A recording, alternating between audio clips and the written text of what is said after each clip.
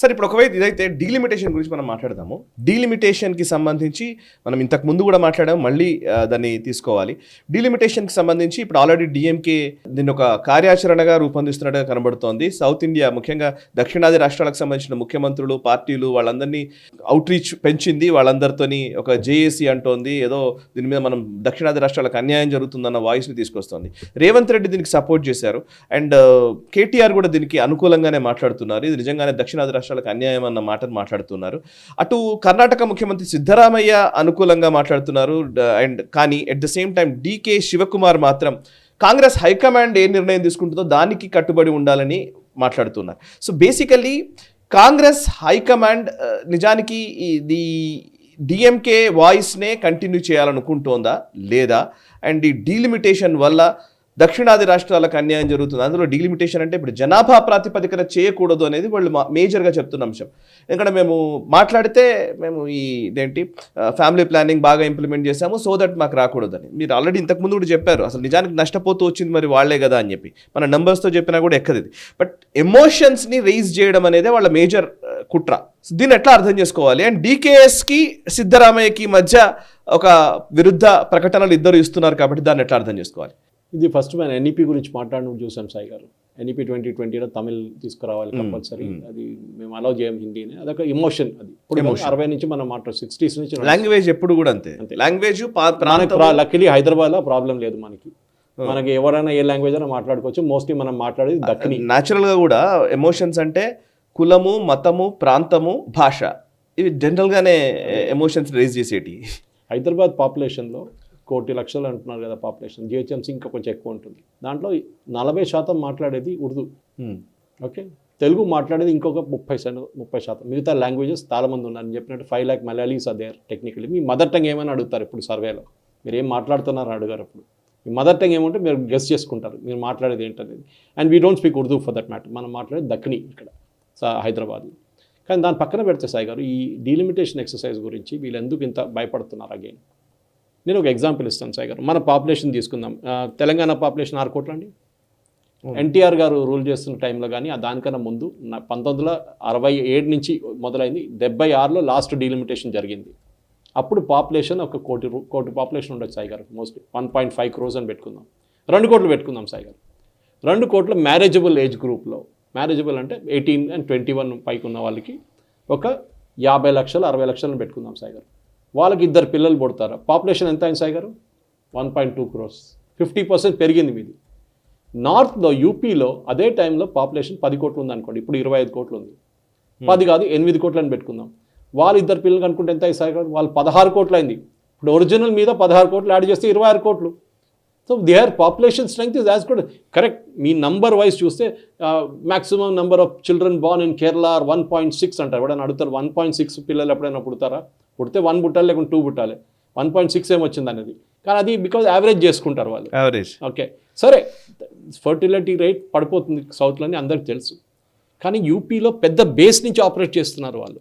They are operating with a base of 15 crores. అప్పుడు ఉన్న population చూస్తే 11 కోట్లు 12 కోట్లు ఉండే. Naturally with their population will increase. చిన్న బేస్ నుంచి ఆపరేట్ చేస్తుంటే ఇంక్రీజ్ కాదు.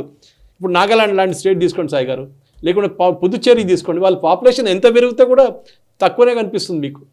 ఎందుకంటే వాళ్ళ బేస్ చాలా తక్కువ. 40 లక్షల మంది 30 లక్షల మంది ఉంటే మీ పాపులేషన్ కోటి పాపులేషన్ అయితే కూడా మీ పర్సంటేజ్ వైజ్ మీకు చాలా తక్కువ, మీది చాలా ఎక్కువ కనిపిస్తుంది బయట వాళ్ళకి. కానీ మీరు చెప్తారు నా పాపులేషన్ అంతే కదా, న్యాచురల్ కదా. వీళ్ళు చేస్తున్న పని మీద something DK Shivakumar has made a very sensible stay. Actually సిద్ధరామయ్యని ఇన్వైట్ చేస్తే నేను వెళ్ళను అన్నాడు. ఎందుకండి నేను వెళ్ళను, ఎవరైనా పంపిస్తాను నేను అంటున్నారు. రేవంత్ రెడ్డి గారు అయితే రెడీ, నేను వచ్చేస్తున్నాను అని చెప్పేశారు. రేవంత్ రెడ్డి గారు వ్యతిరేకంగా క్యాంపెయిన్ నడుస్తుంది తెలంగాణలో. ఇప్పుడు అది ఇంకో మ్యాటర్.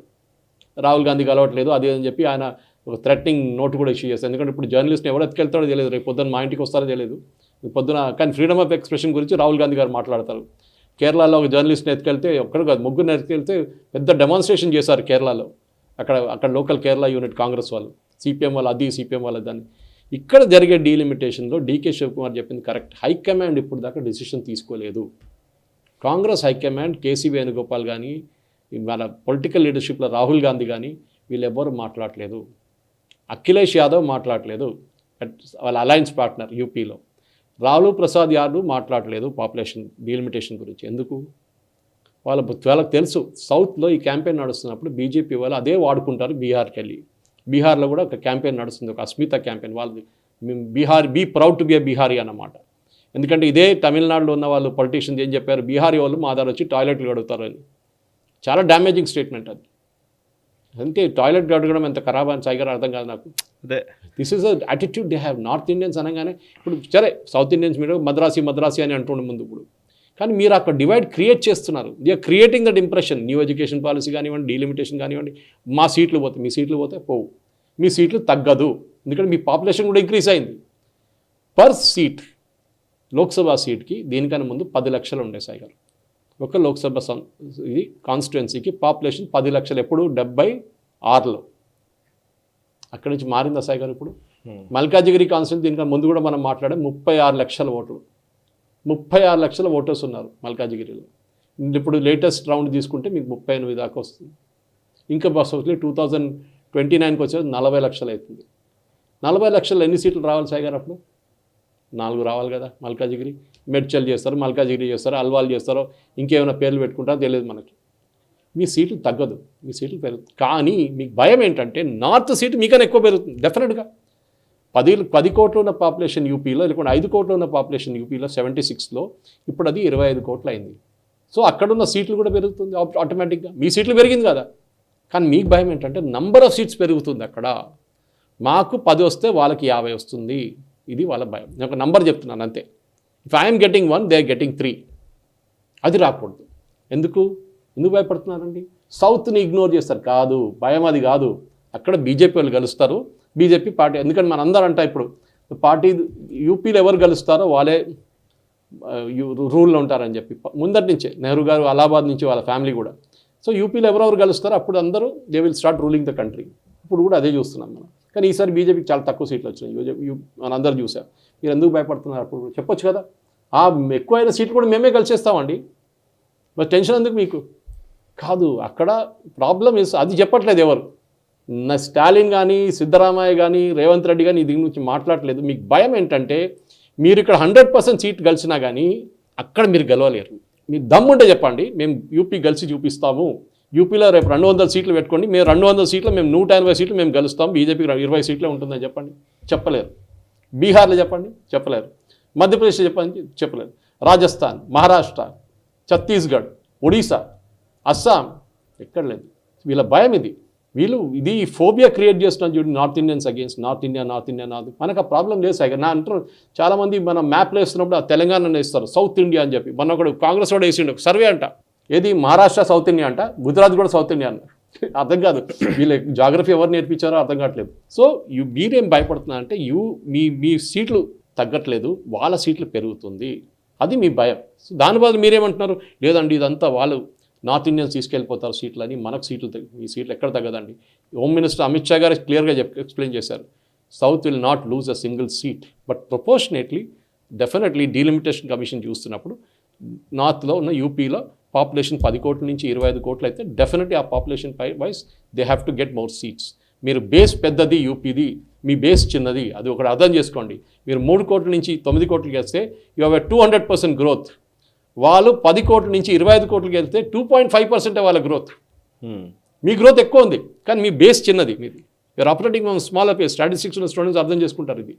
కానీ ఇక్కడ ఉన్న పొలిటీషియన్స్ మీరు చెప్పినట్ల లోకల్ బీజేపీ పొలిటీషియన్స్, కర్ణాటక కానివ్వండి, తమిళనాడు కానీ, Annamalai is very good, no doubt about it. I think ఈ చాలా సెన్సిబుల్గా విత్ స్టాటిస్టిక్స్ అన్నామలే కొడుతున్నారు డైలీ. వాళ్ళ కమ్యూనికేషన్ కూడా చూడండి, సోషల్ మీడియాకి చాలా బాగా చేస్తున్నారు వాళ్ళు.